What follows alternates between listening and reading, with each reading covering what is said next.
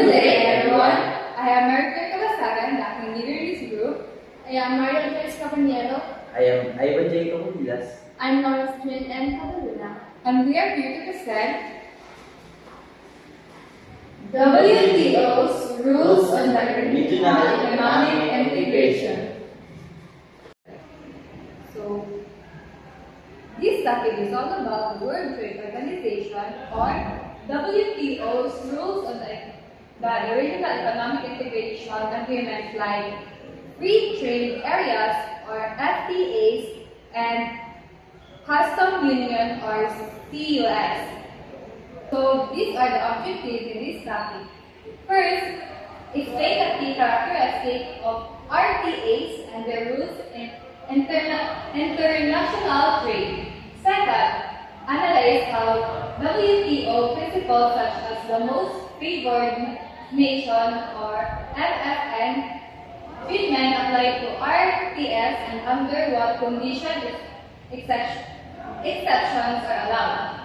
Lastly, study the legal provisions under WTO's agreements include Article 24 of GATT and Article 5 of GATS and the enabling rules. So the introduction to this topic is the World Trade Organization rules allow countries to form regional trade agreements that offer preferential treatment to members even though the general rules is the most favored nation treatment. These RTAs allowed under condition in GATT Article 24, the enabling clause, and the GATS Article 5 ensuring the foster trade liberalization without credibility and global trade or disadvantaging non-members. So, these agreements can allow members to offer more favorable trade conditions to each other, which would typically violate the RTO's most favored nation principles. So Article 24 of the GATT and related rules are about regional trade agreements like Free Trade Areas or FTAs and Customs Unions or CUs. So FTAs allows countries to trade goods with each other without tariffs or other barriers. And then Customs Unions or CUs is the same for FTAs but also have a common external tariff for goods coming from outside the Union. So Article 24 actually signals for this agreement. So first is internal requirements and the second one is external requirements. So when we say internal requirements, they must eliminate trade restrictions between members. The internal requirements is they should not raise overall trade barriers with countries outside the agreement. So the Uruguay RAB understanding clarified these rules and expanded them to include other types of regional trade agreements.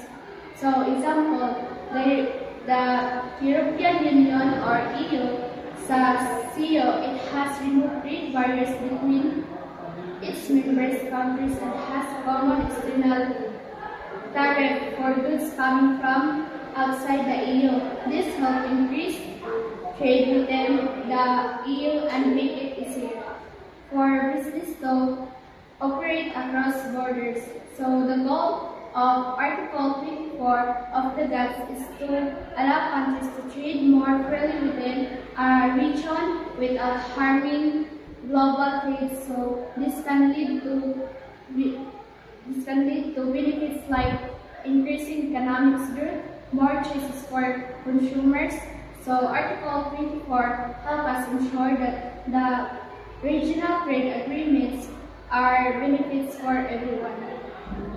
The European Union is a regional trade agreement that combines member states in a customs union, allowing for the free movement of goods, services, and people within the bloc.